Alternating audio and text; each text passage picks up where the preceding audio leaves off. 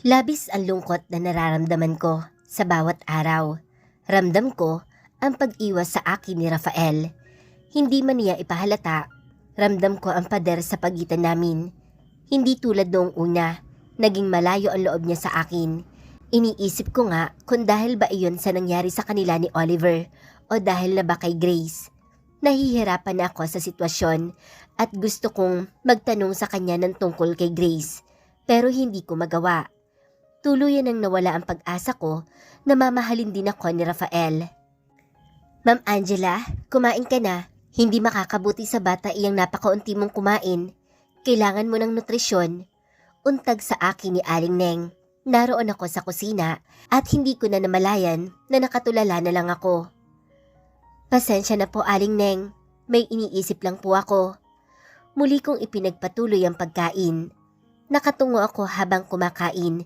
Sa gilid ng mga mata ko ay napansin kong tumigil si Aling Leng sa ginagawa. Ramdam ko ang mga mata niya na nakamasid sa akin. Maya-maya ay naupo siya sa tapat ko. Ma'am Angela, pasensya na sa tanong ko, pero hindi po ba kayo okay ni Sir Rafael? Nabitin sa ere ang pagsubo ko. Maging sila Aling Leng ay napapansin pala ang kakaibang kilos ni Rafael. Malungkot na tumangulang ako. Huwag kang mag-alala, ganun lang po si Sir Rafael, pero magkakaayos din po kayo. Normal sa mag-asawa po yan. Salamat po Aling Neng. Kung normal din siguro ang dahilan kung bakit kami nagpakasal, maaaring magkaayos pa kami. Pero sa sitwasyon namin, sigurado kong wala nang ibang nararamdaman sa akin si Rafael kundi disappointment. Kung kailan naman unti-unti kaming nagkakalapit, saka nangyari ito. Kaya naman pakiramdam ko ay ilang milya na ulit ang pagitan namin.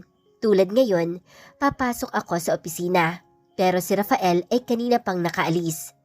Nitong mga nakaraan ay nauuna na siyang pumasok pagkatapos ay gabing-gabi na rin siya umuuwi. Hindi naman siya nagpapaliwanag kung ano ang dahilan. Hindi ko naman magawang magtanong. Nag-half day ako sa trabaho. Ngayon ang schedule ang check-up ko. Pero hindi yata iyon naalala ni Rafael. Nahihiya naman ako magsabi sa kanya na ipasundo ako kay Larry. Pakiramdam ko ay nawalan ako ng karapatan na makisuyo sa kanya. Congratulations on your baby boy. Nakangiting anunsyo ni Dr. C. Napatitig lang ako sa kanya at hindi makapagsalita. I can't believe it. Tama ang hula ni Rafael, pati na rin ang mami niya. Makalipas ang ilang segundo ay sakalang ako tila natauhan at masayang hinaplos ang tiyan ko. May little Rafael na ako. Bulong ko na lalong nagpalawak sa ngiti ng doktora. Pagkatapos ng check-up ko ay nagdesisyon akong dumaan muna sa mall. Ayaw ko munang umuwi sa mansyon ni Rafael dahil mas nakakalungkot doon. Sa baby section agad ako dinala ng mga paa ko. Napangiti ako pagkakita sa mga damit pang baby at mga gamit na naroon. Gusto mo ba ito anak? Bagay ito sa'yo. Kausap ko sa bata sa sinapupunan ko. Para akong baliw na itinapat pa ang damit sa tiyan ko. Naramdaman ko na sumipa ang baby, kaya napangiti ako. Oh, gusto mo to? Sige, bibilhin ko na to sa'yo. Napangiti din sa akin ang sales lady na nakatayo malapit sa akin. Ganito pala ang maging ina. Hindi ko napigilan at ang dami kong mga gamit pang baby na nabili. Kahit papaano ay naibsan ang lungkot ko. Sana baby, magkausap na kami ng daddy mo. Malungkot na kausap ko sa kanya. Hahayaan ko ba na tumagal kami ni Rafael ng ganito? Kahit sa pagdating man lang ng baby namin ay maayos kami. Ano kaya kung puntahan ko siya at kausapin? Napalunok ako habang pumapara ng taxi. Buo na ang desisyon ko. Kung ayaw akong kausapin ni Rafael sa bahay, pupuntahan ko siya sa opisina niya. Makikiusap ako sa kanya na pakinggan ako. Alam ko limitado lang ang mga araw na magiging isang pamilya kami at magkakasama ng anak ko. Sana ay gugulo namin iyon ng maayos. Isa pa, wala naman akong ginagawang masama. Hindi ko hinahabol si Oliver tulad ng iniisip niya. Tumigil ang isang taxi at humugot muna ako ng malalim na hininga bago sabihin ang address ng opisina ni Rafael. Bit-bit ang pinamiling gamit pang baby, ay pumasok ako sa modernong building na pinamamahalaan ni Rafael. "Excuse me ma'am, saan po ang tungo nyo?" Harang sa akin ng security. Kay Rafael, diretsyong sagot ko. Kahit pa ang totoo, ay nakadrama ako ng kaba. Baka hindi siya maniwalang ako ang asawa ni Rafael. Lumingon siya sa kasama, pagkatapos ay nagtanong ulit. "Ano pong pangalan niyo ma'am?" "Angela Santos Rodriguez." "Why? Bawal ko bang bisitahin ang asawa ko?" "Hindi naman po ma'am, pasensya na po. Sige po, pasok po kayo." Natakot na sagot niya. Ang mga mata ng ilang empleyado ay nasa akin. Nahalata ko din ang pasimpleng sanyasan ng security at ng receptionist. Marahil, nagtatanong ang mga ito kung sino ako. Pagdating ko sa 25th floor, ay napatayo si Miss Rose pagkakita sa akin. Halata din ang pagkagulat sa dalawa niyang kasama. "Miss Angela?" Nagtatakang tanong niya. "Nandyan ba si Rafael?" Nailang na tanong ko. Napakunot no ako sa nakikitang pagkabahala sa mukha ni Miss Rose. Anong pihit siya at hindi mapakali na siya namang ipinagtaka ko. "Yes ma'am, should I tell sir?" No, pupuntahan ko na lang siya.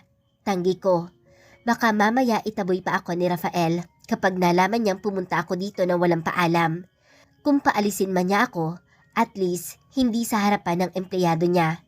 Humakbang na ako papasok sa opisina ni Rafael habang si Miss Rose ay sumusunod sa akin. "Miss, actually, si Rafael is in the middle of the meeting." Hindi na niya natapos ang sasabihin dahil binuksan ko na ang pintuan ng opisina ni Rafael. Agad siyang napalingon sa akin at kitang-kita ko ang pagkabigla niya. Nakaupo siya sa swivel chair niya. Wala namang kakaiba, not until my eyes caught the woman sitting on the chair in front of him. Grace. Saglit akong napatulala. "She's here." Nilingon ko si Miss Rose na halos namutla sa kaba. Malamang ay kilala niya si Grace at kung sino ito sa buhay ni Rafael. "Angela, what are you doing here?" Si Rafael ang unang nakabawi at tumayo palapit sa akin. Bumaba ang tingin niya sa mga hawak ko na gamit pang baby, habang ang mga mata ko naman ay nakatuon kay Grace. Hi Angela. Pinapaliwanag ko lang kay Rafael ang details ng business na inaalok ko sa kanya." Baliwalang paliwanag ni Grace. Matamis siyang ngumiti sa akin, pero hindi ko magawang ibalik iyon sa kanya. Sinulyapan ko si Rafael na nakatitig sa akin. I should probably go. Hindi dapat ako pumunta dito." Ani ko at mabilis na tumalikod. Bakit ba nagpunta ako dito? Humakbang na ako palabas at si Miss Rose naman ay lalong napangiwisan na saksihan. "No Angela, please stay. Sabay na tayong umuwi." Pigil sa akin ni Rafael. Gustong gusto ko nang umiyak dahil sa guilt na nakikita ko sa mukha niya. Hindi dapat ako nasasaktan ng ganito, pero anong magagawa ko? Alam kong nagtutubig na ang mga mata ko at nakikita iyon ni Rafael. Oo, nakakahiya, pero wala akong lakas na pigilan ng emosyon na sumasakop sa akin ngayon. "Hindi na, aayusin ko pa ang mga gamit ni baby. Check up namin kanina." Paalam ko sa kanya. Nanlaki ang mga mata ni Rafael at napahilot sa ulo. "I'm sorry, I forgot. Bakit hindi mo ako tinawagan?" "Okay lang naman, kaya ko namang pumunta doon ng mag-isa." Sagot ko. Tiningnan ako ni Rafael pero hindi ko mabasa kung ano ang iniisip niya. Hindi ako nagsalita at diretsyong lumabas ng opisina niya. Narinig kong inutusan ni Rafael si Miss Rose. "Ma'am Angela, ihahati daw po kayo ni Larry." Tawag nito sa akin. Sinalubong ako ni Larry sa lobby. Tahimik na inabot niya ang mga bitbit kong gamit ni baby. Hindi siya nagsalita kahit pa nakikita niya ang pag-iyak ko. Habang bumabiyahe, ay panaka-naka niya lang akong sinusulyapan pero hindi siya nagkomento. Alam kong may alam siya sa sitwasyon namin ni Rafael. Marahil, isa akong malaking katatawanan sa mga mata niya. Pero kahit papaano ay nabasa ko ang pag-aalala niya sa akin. Pagdating sa mansyon ay patakbo akong nagtungo sa kwarto at doon umiyak. Nakita kong nakasunod ng tingin sa akin si Aling Neng at Jessica habang papaakyat ako sa kwarto. pero hindi ko sila pinansin. Ramdam kong mahal pa rin ni Rafael si Grace at marahil mahal pa rin siya ni Grace. Ako lang ang sagabal sa kanilang dalawa. Nasasaktan ako at nagseselos kahit na hindi dapat. Nang mahimasmasan ay inayos ko ang mga damit ng baby ko. Sa ngayon, ang anak ko na lang ang nagpapasaya sa akin. Hinaplos ko ang tiyan at isang mapait na ngiti ang naglanda sa aking mga labi. Kailangan ko nang tanggapin ang katotohanan. Kailanman ay hindi ako ni Rafael magagawang mahalin. Sa mga sumunod na araw ay naging napaka-busy ni Rafael. Halos nawala na kami ng pagkakataon na mag-usap. Marahil dahil iyon sa negosyo na inalok ni Grace. Ngunit ang higit na bumabalabag sa akin ay ang madalas sa pagkahilo at pananakit ng tiyan ko. Nais ko sanang baliwalain ang nararamdaman, pero sa bawat araw ay madalas ko itong maramdaman. Tulad ngayon, sumasakit na naman ang tiyan ko. Unti-unti na akong natatakot, kaya naman ay gusto kong magpa-check up kay Doktora Si ngayon. Okay ka lang? Tanong sa akin ni Nina. Oo, medyo masakit lang ang tiyan ko. Sagot ko. Bahagya ko pang hinaplos ang tiyan. Baby, behave. Ang likot mo na siguro dyan kaya nahihirapan si mami mo. Kausap ni Nina sa tiyan ko. Sakto naman na sumipa ang sanggol sa tiyan ko na para bang naiintindihan si Nina. Namilog naman ang mga mata niya na makita iyon. Oh my God, narinig niya ako. Bulalas niya. Nagkatawanan kami pareho. Pero agad napawi ang tawa ko nang maramdaman ko ulit ang pagkirot ng tiyan ko. At pagkatapos noon ay hindi na gumalaw muli ang baby. Hinaplos-haplos ko pa ang tiyan pero walang epekto iyon. Maaaring paranoid na nga ako pero gusto kong makasigurado. Kahit nag-aalangan ay tinawagan ko ang opisina ni Rafael. Hello? Sa halip ay boses ng babae ang sumagot at alam kong hindi si Rose iyon. Hello? Nandyan ba si Rafael? Pakisabi si Angela to.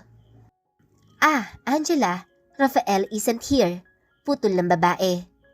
Sino nga pala to? Tanong ko. Hindi mo ba ako naaalala? Si Grace to, don't worry.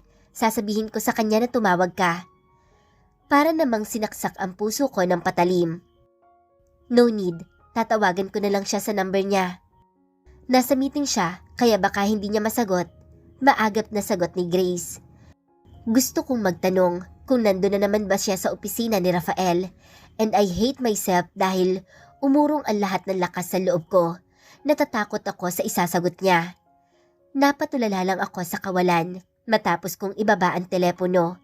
Kahit anong pilit ko na huwag magpa-apekto kay Grace ay bigo ako. Lalo pa ngayon na napapadalas ang pagpunta niya sa opisina ni Rafael.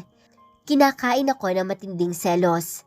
Ang sakit dahil wala akong magawa, ni hindi ko magawang magtanong sa sarili kong asawa. Gustuhin ko man, pero hindi ko maituring ang sarili na asawa ni Rafael, kaya hinahayaan ko lang sila. Pagdating ng uwian, ay nagtungo ako sa parking lot. Kahit papaano, ay palagi naman akong sinusundo ni Larry. Ngunit hindi pa man ako nakakarating sa pwesto ng sasakyan, ay hinarang na ako ni Oliver.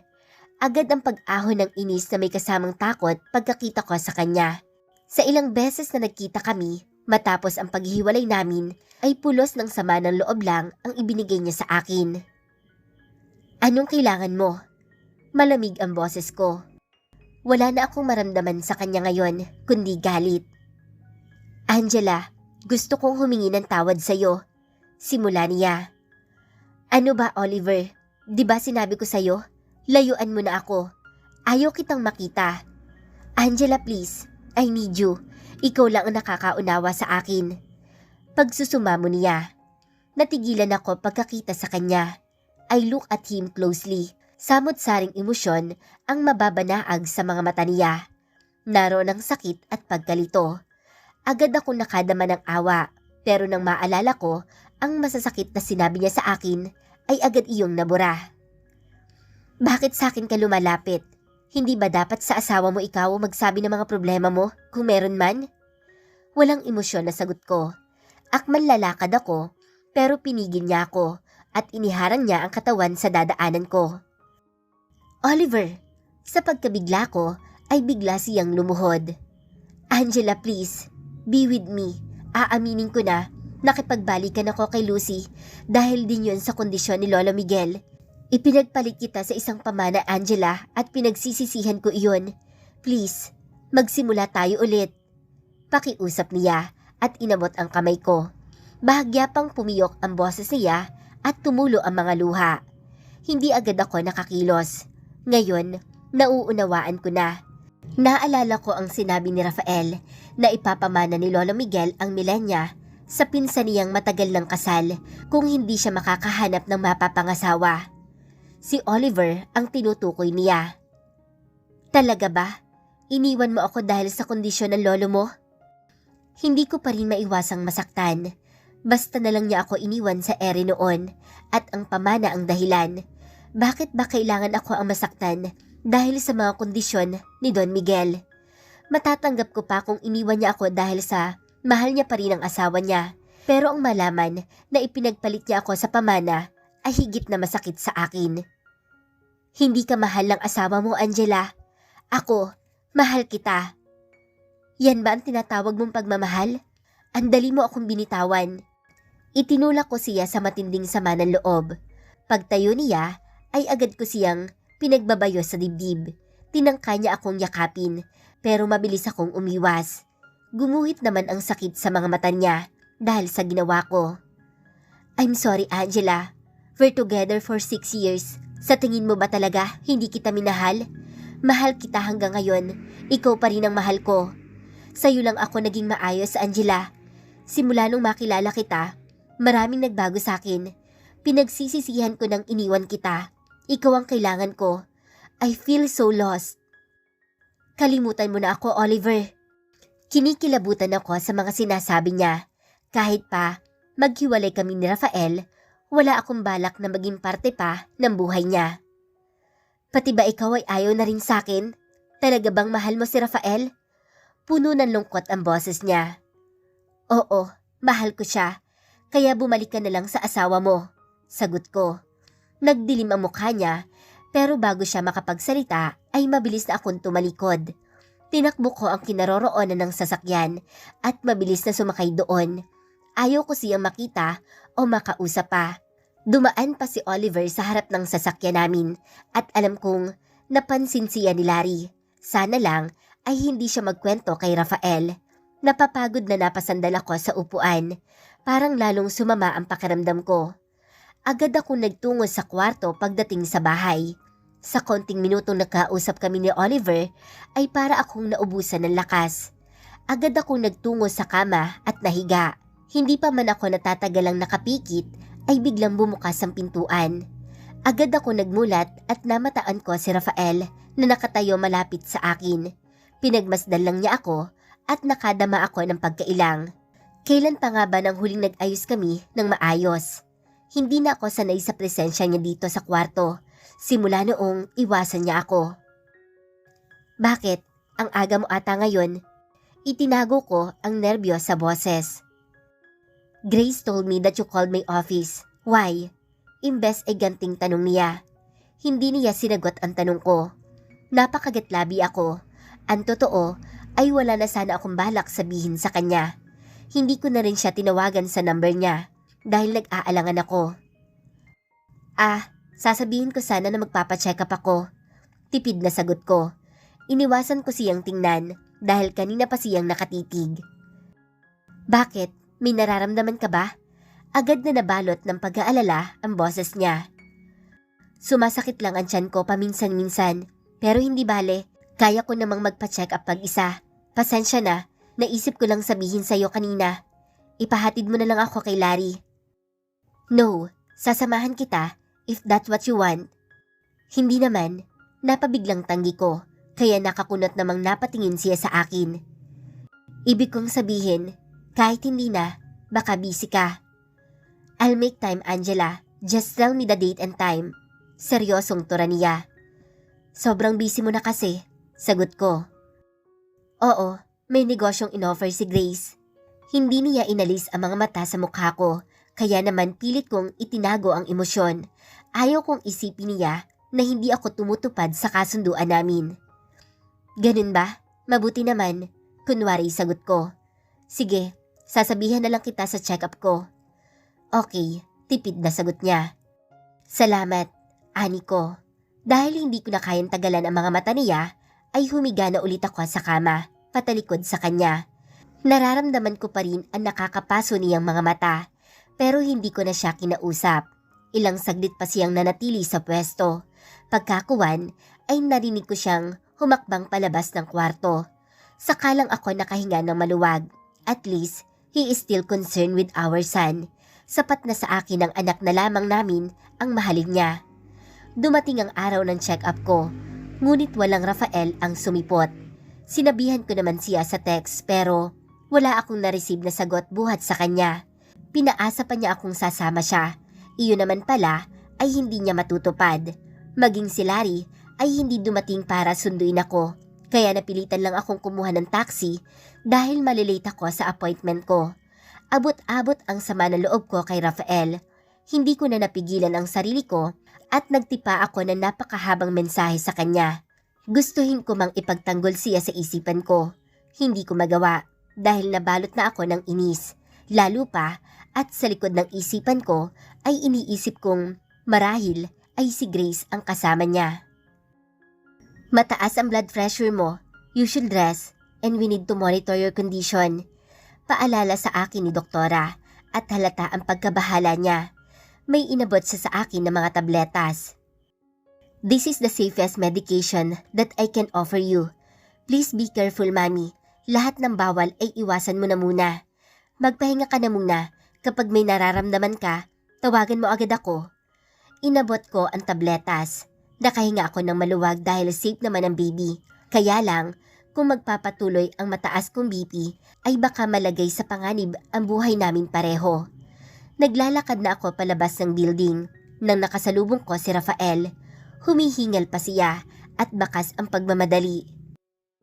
Angela, I'm sorry. Okay lang, alam ko naman na busy ka. Pero sana naman ipinasundo mo man lang ako. Alam mo namang malayo itong clinic ni doktora. Malamig na tugon ko. I'm sorry, okay? Inutusan ko si Larry to fetch Grace at hindi siya agad nakabalik. Ano? Si Grace na naman? Bakit ba palaging siya ang inuuna mo? Palagi na lang si Grace. Nakakapagod ka ng mahalin, Rafael. Galit na sigaw ko. Kitang-kita ko nang matigilan siya at mapatitig sa akin. Base sa nababasa ko sa mga mata niya, ay malinaw na nabuko na niya ang aking sekreto. Alam na niya na may nararamdaman ako sa kanya. Maging ako man ay natigilan at hindi nakaimik agad. Nakakapagsisi ang mga salitang binitawan ko. I'm sorry, mahinang bulong ko nang mahimasmasan. Angela, let's talk. Pigil niya sa akin. No, tutol ko at iwinaksi ang kamay niya. Hindi ko siya kailangang harapin ngayon. Alam kong hindi dapat ako makaalam sa inyo. Pero mali ang iniisip mo sa amin ni Grace. Paliwanag niya. Rafael, please. Hindi ko kaya makipag-usap sa iyo ngayon. Gusto ko na lang magpahinga. Tinalikuran ko siya.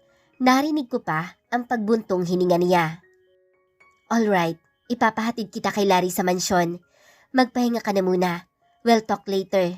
Aniya. Nakakabahala. Hindi pa ako handang umamin sa kanya. Pero nagawa ko na. Ano pa ba ang magagawa ko? Kailangan ko rin siyang harapin dahil hindi ko siya kayang iwasan habang buhay. Inihatid ako ni Larry sa mansyon pero nagulat ako sa nadatnang naghihintay sa akin doon. Grace?